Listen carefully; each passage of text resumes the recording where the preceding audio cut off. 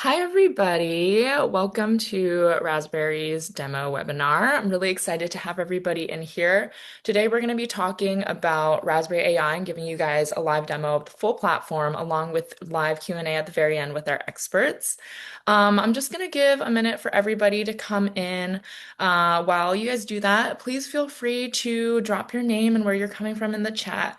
As for me, my name is Kanisha. I'm coming in from Southern California, where it is beautiful, and you wouldn't be able to tell that it is winter at all. But yeah, I'm super excited to see everybody and get started on this amazing topic. So I have the amazing pleasure of introducing Mandisa. She is our head of user enablement. There really is nobody better to speak about the Raspberry platform. So I'm going to hand that off to her and let her introduce herself before we dive right in. Hi, everybody. I'm so glad to be talking to you today. I'm Mandisa Foster. I'm based in Brooklyn, New York, where it is not, well, it's pretty sunny. And I head up user enablement, training, and solutions engineering for Raspberry AI as a founding member of the team.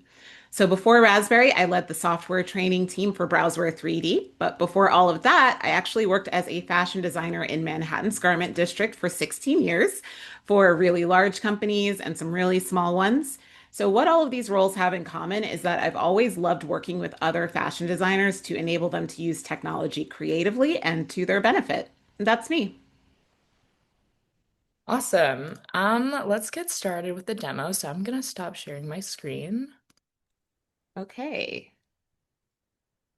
let's see. Okay, can everybody see? Yes, and also attendees, you should be able to chat. I saw somebody was raising their hand about that. If you still cannot, then that might be something in your settings, just FYI. Okay, awesome. I'm going to get started. So, welcome to Raspberry AI. Over the next 20 minutes, I'm going to walk you through a full end-to-end workflow, starting from a rough sketch and ending with an animated look. So when you log into Raspberry, you're going to see your recent files at the top. And then today I'm going to be working in my favorites, which makes it really easy to move from one step to the next. We're going to move through multiple tools inside Raspberry, starting with Sketch to Render, Off Body, Lifestyle Photography, On Body Presentation, the Edit module, and then Animate. So my goal is to show you how these fit together in a real design workflow and not just as separate features. On this screen, the tools are organized into 5 modules that mirror your process. Concept for early ideation and image generation with features to create editorial scenes, product images, prints, and more. Presentation for turning sketches and 3D assets into polished visuals. Edit for more precise image changes to silhouette and color. Mix for remixes and fabric swaps. And then on body for styling on models and adding motion. On the left, you're going to see your toolbar with your shared library labeled with your org name. Ours says Raspberry AI, where your team can collaborate. My personal library, your private space to store sketches, renders, and favorite outputs. And your history, which automatically logs everything you've generated so you can reopen it in the same tool exactly where you left off. So I'm going to be jumping between tools in this session, but the important thing to remember is Raspberry keeps all of it connected, so you're moving one idea through your workflow from sketch to motion. So let's start where most design work begins, with a sketch. So we're going to kick things off in Sketch to Render. This is one of the most popular tools in Raspberry, and for good reason. You can take any 2D image, a hand sketch, an Illustrator drawing, a loose croquis sketch, and turn it into a photoreal image in seconds. So I've already got a rough sketch of a jacket ready to go. So I'm going to drag and drop it in. Over on the right, I'll keep 2D sketch selected, and because my input is black and white, I'll choose black and white mode. For sketch type, oh, if your sketch already has color, you would choose color guided to follow it more closely. For sketch type, I'm sticking with apparel sketch. Croquis and accessories are available too, but today we're focusing on clothes. For desired output, I'll choose Ghost Mannequin. This gives me a fuller dimensional read of the garment. Flat lay is also available if you prefer that flat product view. So now for the prompt. I can use describe image to get a starter description based on the sketch and edit it. but I am going to keep the prompt short and clear. It is a white ivory wool jacket, front view, zip closure, wide notch lapels, two front pockets, long sleeves, oversized silhouette, silver zipper placement. And then we're generating. So I want to actually show you that sketch. And this is that sketch right here. All right, so while that's generating, what can you do with this asset? These are the assets you'll use for mood boards, line sheets, concept reviews, and even early ecom mockups. Okay, now I've got four variations of my jacket. I'm going to click into my favorite one. Well, first I'm going to choose my favorite one. I like this one, but I actually think this one is a little bit better. Okay, cool. So I'm going to use the three dot menu to save to my library so I can reuse it later in on body and edit. Okay, so why do we start here? Because sketch to render gives you instant alignment. You're not sending around a sketch and hoping everyone reads it the same way. Your teammates, tech team, merch partners, and stakeholders all see the same photoreal jacket. That saves a lot of back and forth later. Okay, so now remember earlier I said that you can sketch to render accessories. Earlier, I rendered a pair of boots that I want to include in this outfit. So I'm going to pull them up and save them to my library for later. Okay, next we're going to create a bottom to pair with this look. So I'm going to move into off body. All right, so I want a clean product image of the trousers I'll be pairing with the jacket and boots. Instead of building them from scratch, I'm going to start from an inspiration image I already like. It's a styled scene where these trousers are part of a full look. So I'm in off body and I'm going to upload that image here. And the first step is cropping. I'll frame just around the trousers from the waistband through the hem, so Raspberry understands which garment to isolate. And then once I confirm the crop, I'll click apply and then remove model. So where does this fit in your workflow?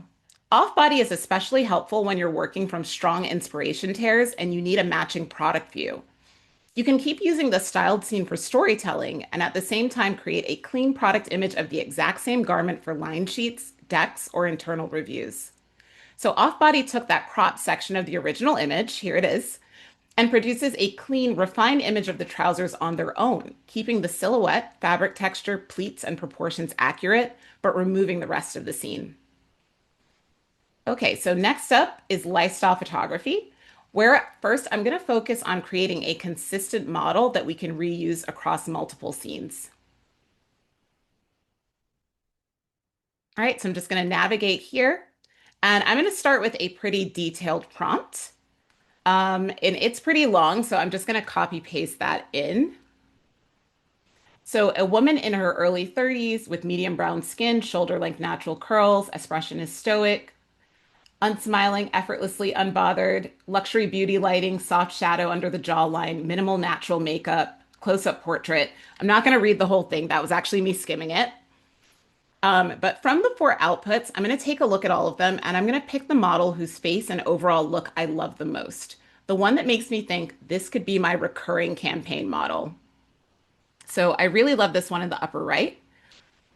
I'm going to save this image to my library in the three dots, and now I can use this for my future photo shoot. Okay, cool. I am going to reset. And then I am going to prompt for a luxury outdoor scene. And this is a really long prompt. A woman in her early 30s with medium brown skin and natural curls, standing on a pale concrete overlook with a bright, washed out sky. She's wearing wide leg gray cropped trousers, a cropped cream jacket layered over an off-white turtleneck, and black boots. And again, really long, so I'm not going to read the whole thing.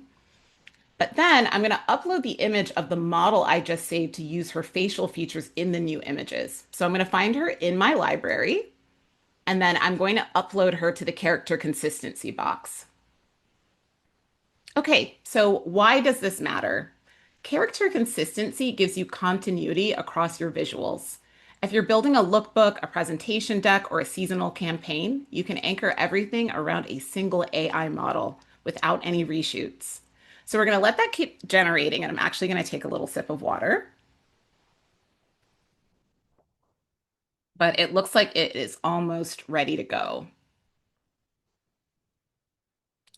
And I don't actually love any of these. So I'm going to go back and find a previous one that I generated earlier in my history. And the best thing about history is that it's all always there. So I loved this one. I'm going to choose the one shot that I like the best. And then I'm going to save it to my library again. And now this is the model that we're going to dress in our jacket, pants, and boots next. Okay, so now let's actually dress her in our styles. All right, I'm going to head into on-body presentation. And that is the tool that lets you dress a model using your product images. So I'm actually going to work in our beta on body today, and I'm going to upload the files from my library. So I have the jacket render from Sketch to Render, the pants from Off Body, the full body model image that we just generated with character consistency. So I'm going to prompt for the jacket to be worn open and for the pants to fall over the boots naturally. I've also changed the top to a high neck turtleneck. So I've prompted, jacket is worn unzipped and open over an ivory high neck turtleneck. The dark charcoal gray pants fall over the boots naturally. So while that's generating, where does this fit in the real world? On-body presentation replaces the moment where you're trying to imagine a flat render on a model or doing quick Photoshop mockups. You can try different models, different outfits, and different styling ideas, all without booking a shoot or waiting on samples. So I love the output, but it does look like I forgot the shoes. Since this is finer detailed work, I'm going to use as model and use the legacy on body and mask the shoe area. I'm going to go into my library and pick the shoes from my assets. I'm going to upload them, and then I'm going to create the mask. I'll draw the mask over the existing boots. That just takes, there we go. And then I'm just going to confirm and generate. So that is going to take a minute. It is a great time to take a question. Yeah, I think one thing is, can you go into a little more detail about the difference between the beta on body and the regular on body? Yeah, so the beta on body is going to be released soon. The legacy on body allows you to mask one garment at a time, so it makes it perfect for more detailed work. In the beta on body, you can upload up to 4 garments at once. You can also do the same thing in the beta. However, I really like it's just my personal preference. I like being able to really just place things one by one. But again, you can use either. Okay, so I'm going to keep on going. If I like the fit and placement, and I do, I am going to upscale to 2K. So I've got a high resolution version ready for presentations, decks, or ecom mockups. I'm also going to use this image in the edit module next. And it does take a second to upload to 2K. I'm going to give it a little bit to load. Well, I'm also going to use this image in the edit module next. So I think we're just going to move on and it's going to actually meet us there. So now that she's dressed, let's tweak the style. All right, so we are in the edit module and here's the 2K version. I'm going to download and save it. And with our dress model ready, I'm going to open this image up in the AI prompts tool. I'm going to copy paste a prompt to transform this jacket into a coat. And then I'm going to use Prompt Assist to improve my prompt.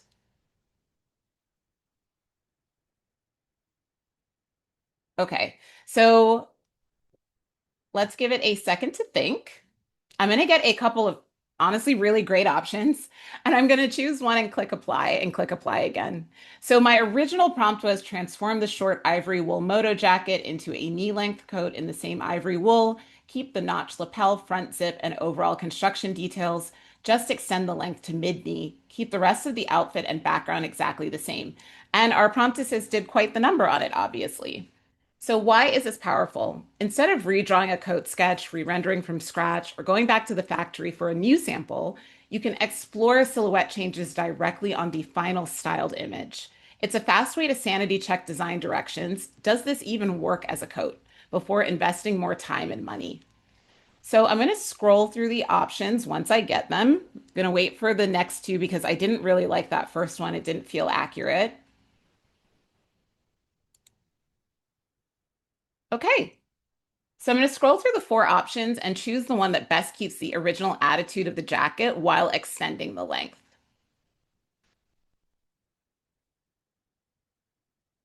So I do like this one, but it turns out I actually really like the original Moto jacket with these pants better. So I am going to keep the style as is, and thankfully it is still here.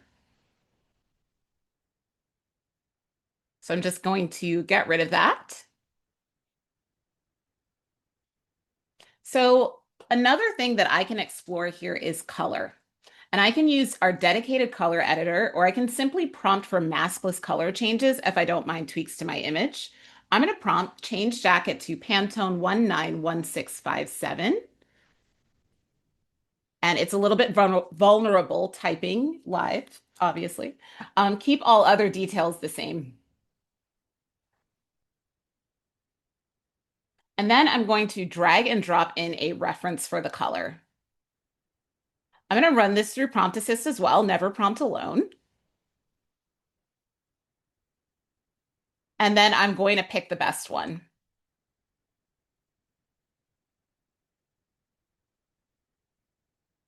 Okay, so we get these two improved prompts.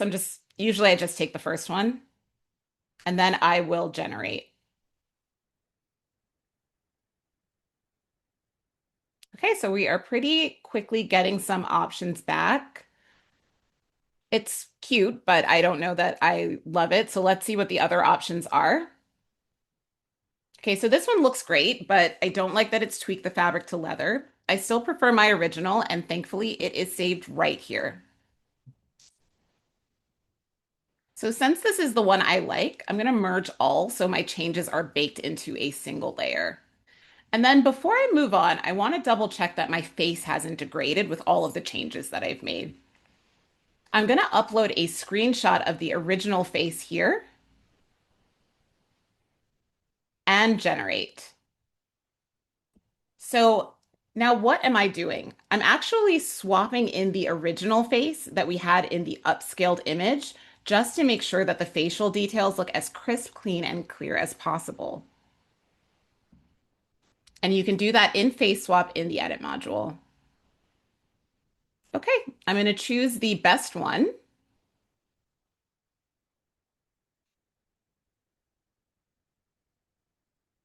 All right, and then I'm going to confirm and I'm going to merge all again.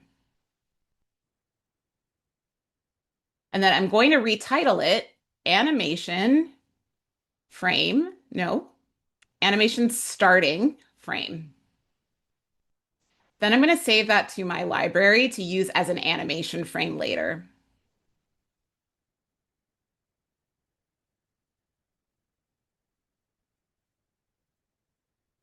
Okay, cool. So next, we're going to go one step further and we're going to change the pose.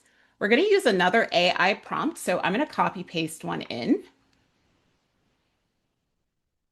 And I can use Prompt Assist, but I think it's actually pretty good as is. So I'm just going to hit apply to generate. That prompt is repose the model so she turns her upper body slightly towards the right, looking over her shoulder toward the ocean, raise her left hand to her hair, fingers resting gently in the curls, while her right arm relaxes at her side. Keep the pose elegant and still. Preserve the trousers, jacket, turtleneck, boots, lighting, and scene. So, why does this matter? From a design perspective, being able to nudge pose and attitude means you're not limited to just one lucky shot. You can adapt images to different uses without having to reshoot or regenerate from scratch. It's the same outfit, same model, but more flexible storytelling. Okay, I'm going to review the four outputs and I'm going to pick the pose that feels the most natural and editorial while still keeping the jacket accurate. So I like this one. I'm going to confirm. And again, I'm going to merge all. Now that we have our starting and end frames, I'm going to rename this now, ending frame, and I'll save it to my library.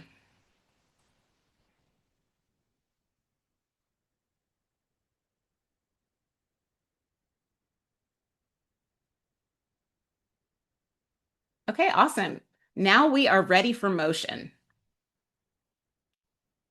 So the last step in our workflow is going to be animate. We're going to navigate to there right now. Animate turns your still images into short motion clips, perfect for social media, digital showrooms, or presentations. So first, I'm going to go into my library again in the bottom drawer, and I'm going to upload the first on-body image that we face swapped as the starting frame.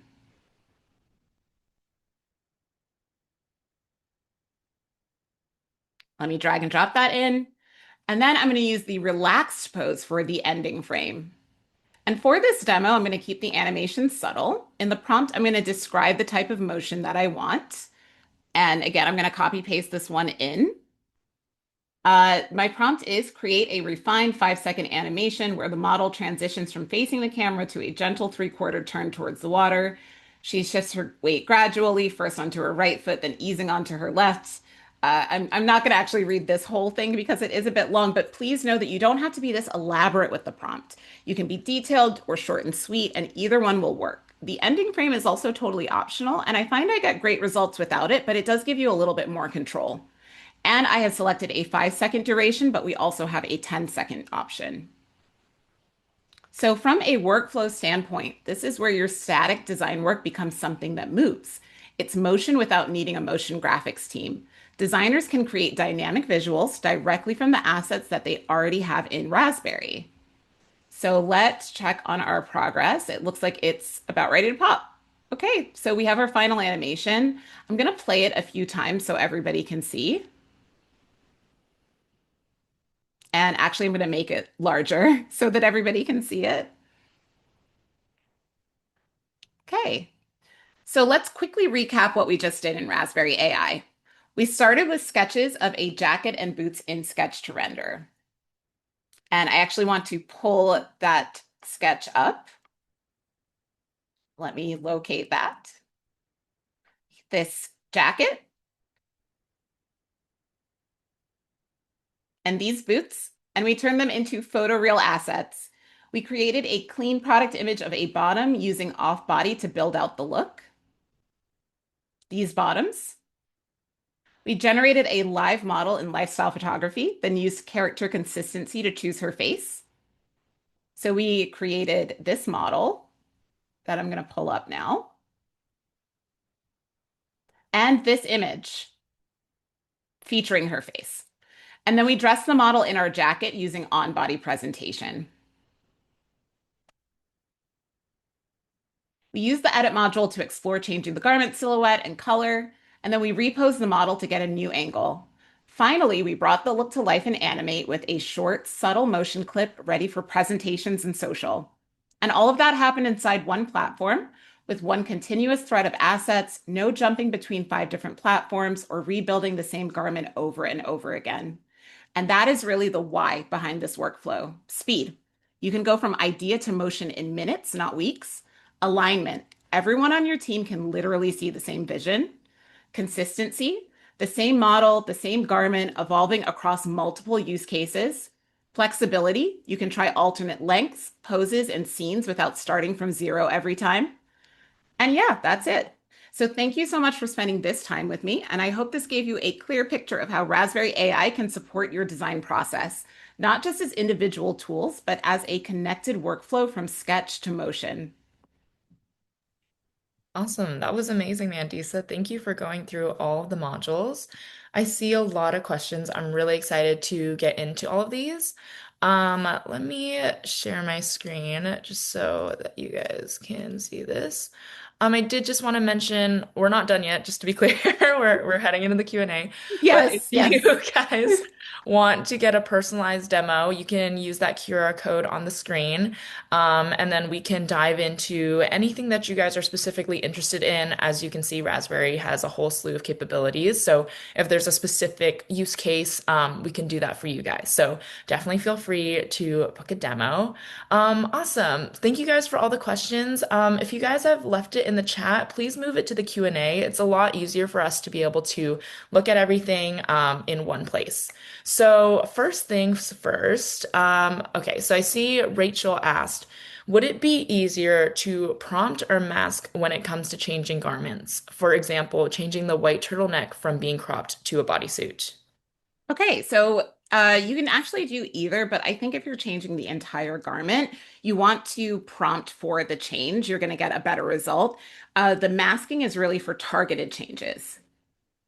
That's awesome. Yeah, that was a little bit of what we were talking about, but we're continuously trying to improve the way that designers work. So I Mhm, love that we have both of those options. That's amazing. mhm.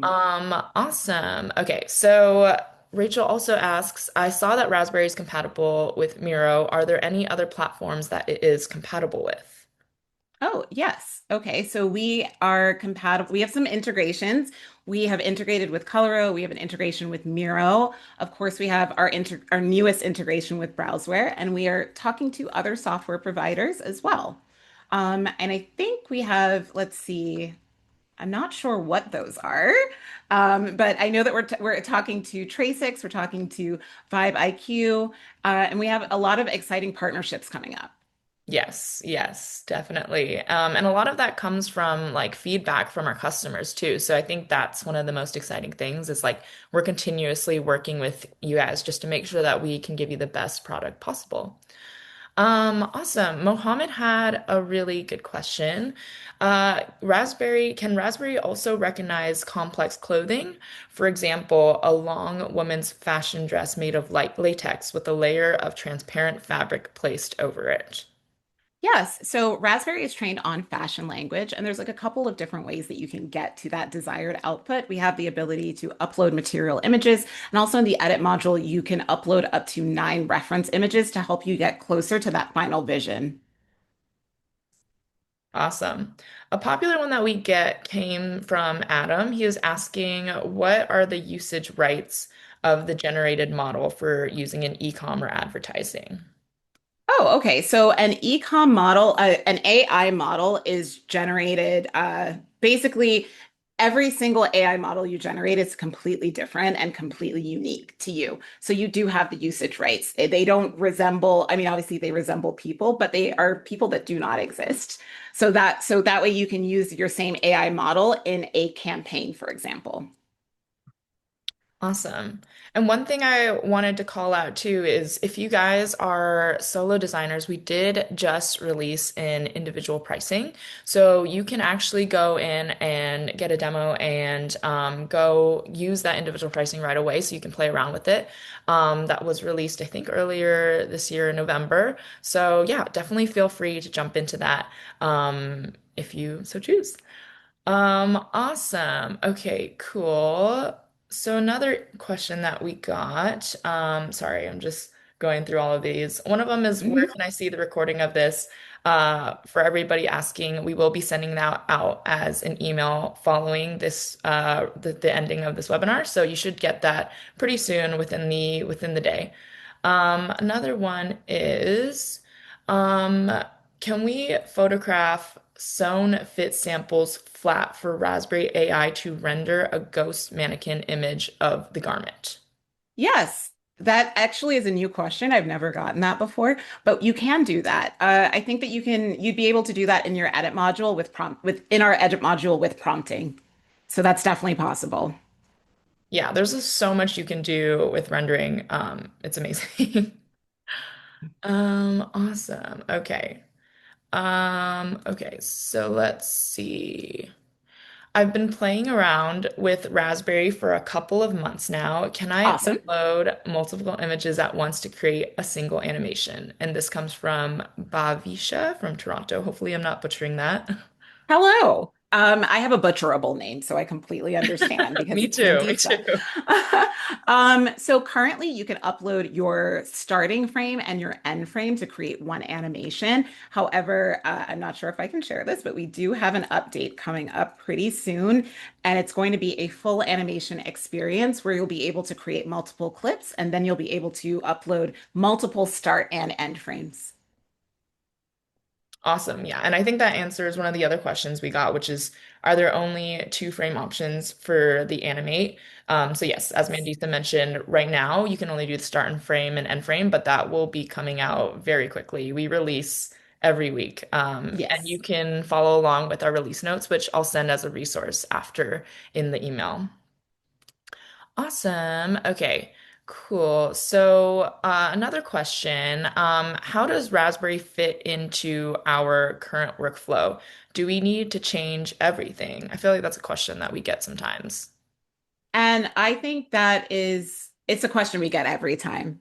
And the answer is not at all. I think that the way that I've seen success, and this is true of all digital implementation, is when people can start pretty small. So most teams start with one or two workflows like sketch to render or product imagery or on body, and then they expand over time. Um, you don't want to you don't need to and you don't want to overhaul everything on day one. I think that's really jarring to designers and teams. The platform supports fast adoption and it works alongside the tools you already use. Raspberry plays well with others. I love that. Raspberry plays well with others, definitely. Somebody asked, Marlene asked, do you make online classes? Right now, we don't have like a specific course, but we do have a very in-depth help center and resources that Mandisa here has actually led. So on our YouTube, you can find a bunch of different videos on how you can Mhm. do different things in different modules, as well as the help center that'll be in article format and is very step by step. So lots of resources for that. And if there's something specific, let us know after. You can respond to that email that I send. Um, Yeah, and I want to answer that one too, Kanisha. yeah, Yeah, so I created the YouTube videos. We have a great team here with help, of course, and you can follow. We have an onboarding series that you can follow from beginning to end to pick it up on your own. But we have classes available, of course, and we will have more videos coming up. amazing. Cool. Oh gosh. Okay. Hopefully I don't butcher this one, but Borbala asked what image sources can be used for inspiration pictures. For example, the one that was used for the trousers. I think he might be talking about the ones that you did for off body. Yes, yes. So you can use any inspiration pictures that you want to.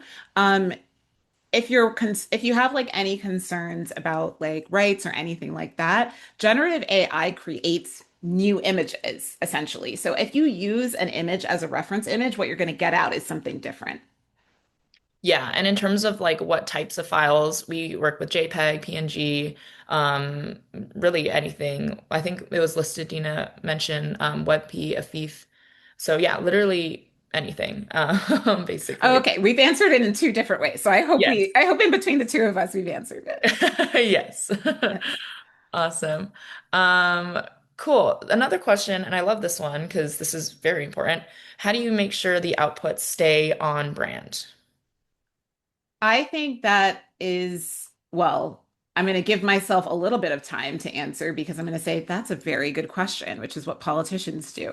Yeah, this is where Raspberry shines. You can guide your results through your references, your prompting, and your consistent visual inputs. So we have all of these features like character consistency, the ability to upload reference images that helps keep the platform aligned across images. And then the edit module makes it easy to refine your styling, your color, your pose without losing your brand identity. And I think one of the things that I've seen with some of our more mature clients is teams tend to rebuild repeatable brand recipes for faster, more consistent results. So, like, do you have a set brand look, a set brand identity? Do you have a set amount of images that you want to use as your North Star? And can you use those as your reference images season over season? Yeah, and we got another question that's kind of in the similar vein, how does Raspberry stay on brand, like with the silhouette, fabric, behavior, details? I think they're wondering, like, how can our AI model do that?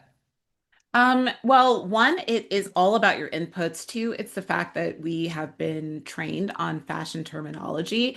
We align with your sketch and your materials that you enter in and with that prompt. Awesome. Cool. Question from Anonymous, very mysterious. Oh. Can Raspberry support hardware like glasses or accessories like bags? Yes, actually, yes. So I had mentioned briefly about the boots, obviously. I've actually seen some really cute eyewear. I think we have some of it on that one of our team members created. I think I saw that in one of our help docs. But Raspberry does support that in Sketch to Render in the edit module in On Body, eyeglasses, and definitely, I think what was the other one? He mentioned bags. Oh, bags, 100%. Yes. Yes. I love creating purses in Raspberry. Awesome. Denise asks, does the system know how different fabrics drape on the body? Yeah. So that is one of the things where it is because Raspberry is trained on fashion. That's something that we are consistently working on and getting better and better at every day to make sure that the fabric falls the way that it would, especially if you're using Sketch to Render and Ghost Mannequin, you want it to actually fall and drape the way that it would on a person. So yes, it does. Amazing. Fran asks, I've been using Edit tool to create an AI model on our dress. Do we need to upgrade in Raspberry to use the on-body option so we can take the generated model and put her in multiple dresses? So maybe a good opportunity to talk a little bit about like our packaging and how that works. Oh yeah, so we do have an additional tier for on body, and we have a credit-based model right now. So you can subscribe to on body, and then you can purchase those credits to to dress a model with your garments. Awesome. Cool. Let's see here. So many questions. Thank you guys. Keep sending us all of the questions. Send them our way. Awesome. Somebody asks, are prints production ready? Oh, okay. So prints are the same as if you were to receive a print from a print studio. So you're still going to want to, inject your own specific colors and everything like that. But you are able to create a seamless repeat that you can take out of Raspberry and like bring into Photoshop and Illustrator and add in your own like specific colors like you would normally. Yes. Love this question. Somebody asks, what other popular workflows would you recommend in Raspberry? Okay, there are a lot. So actually, yeah, there's a lot. So, one is a graphic presentation workflow. You could generate an AI model in Lifestyle Photography, create a graphic and graphics and placement prints, and apply it in the edit module. You could also turn it into a flat lay in the edit module to add to a line sheet. Similarly, you could do that with a printed style. You could render a sketch in Sketch to Render. You could create a print and pattern and apply that print in the edit module. You could also take that style and put it on a model if you wanted to, or add that to a line sheet. I really love the idea of working with bestsellers, previous bestsellers, which I think all designers are used to. This sold really well. Can we do it again, but different? So you can take your bestseller and you could create something new just by prompting for different ideas or mixing together different reference images in our mix module. You could also apply different graphics, patterns, imprints, and patterns to test on that bestseller. You could use the edit module to try out new materials, patterns, trims. And then the recolor workflow is probably the simplest one. You can take the bestseller into edit, upload your color palette as a .ase palette, and you could batch apply all of the colors in your swatch palette to recolor that same garment. Yeah, I think in short, you can really just do so many things. So if there is like a specific end goal that you guys have, let us know, and I think we can give a better pointed answer. But there's just so many things that you can do in Raspberry in terms of like just different workflows, and that's something that that's why customers love us. Awesome. So Denise asks, if you pick a model, can someone else have the same model as well? Oh, no. Okay, so this is see, this is like me being like super nerdy. Okay, so generative AI creates a new image every time. There's something actually called a seed number. So if any of you are in Raspberry, this is information that is attached to the image. So you can actually see it. And what the seed number is, it is a number that is created during AI processes. And that number is the reason that you know that image only belongs to you. Nobody else has that. So even if you and I and every single one of us use the exact same prompt, none of us would get the exact same model. And I'll tell you, like in our platform, we have different examples. We all run them all the time. It's different every single time, and it's because of that individual seed number. Yeah, I think a really good case study that we have on our website is what we did with Theo Filio on New York Fashion Week. Hmm. He created this amazing collection, really rooted in his culture. It was called Rhythm, something that I could never create, and I think most people Mm. couldn't because that came from his beautiful brain. And like likewise, other people with their own imagination and own creativity and own branding, like the ways that they would create would be completely different from what Edvin did for his collection. Hmm. So yeah, like totally great. It's always going to be something really unique, which is amazing. Yeah. Awesome. Rachel asks, how accurate are all over print conversions from a 2D sketch to realistic renders, especially when it comes to small, intricate prints? Hmm. Okay, so we have the ability in the edit module to apply prints realistically. I know that that's something, I know back when I was a designer, that was something that was super hard to do. And it was like a bunch of layering and masking and all of this stuff in Photoshop. And really for us, it's more of like a two-step process. You mask and you apply the print realistically, and it takes those shadows from the garment below and it pops it through the print. I find it to be really accurate because it's actually even with finer detailed prints, the way that it applies it is as accurately as possible. I think I Awesome. answered that. No, I think you killed it. Okay. Donna asks, with those seamless prints, are they downloadable as Illustrator compatible files or are they simply PNGs or JPEGs? Oh, you can do it a couple of different ways. Personally, for me, what I like to do is I actually personally like to work from the PNG myself, and that's just my preference as a non-print designer who has had to design prints in the past. So I know that's not like the right way to do it. Otherwise, you can export it as an Adobe SVG file, which makes it into an image that you can edit. Rachel asks, can you use Raspberry to create a scene with multiple models? If so, how many models can be in a scene at a time? For example, a family holiday photo shoot. Oh, that is a great question because in my head I was thinking like 50 models. I don't know how many models. I've created a scene up to like 10 models personally. But yeah, you can definitely like a family holiday scene. Definitely you can.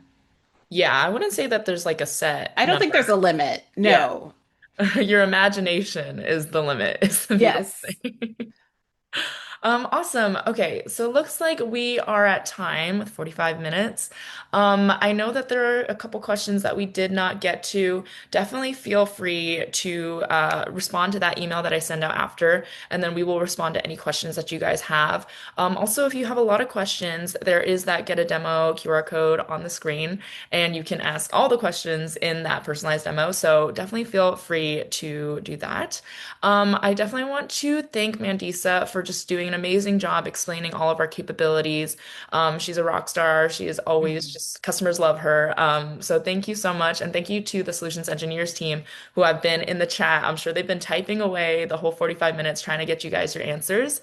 And I think that's just something that they do best is just getting you guys answers and getting you guys solutions. So, oh, it's in the name, solutions. Yes. So yeah, thank you guys so much for joining. We will be sending that recording at the end, so look out for that. And please have an amazing holiday. Thank you guys so much. Thank you. Thanks a lot for spending this time with us. All right. Bye, Okay. guys. Bye.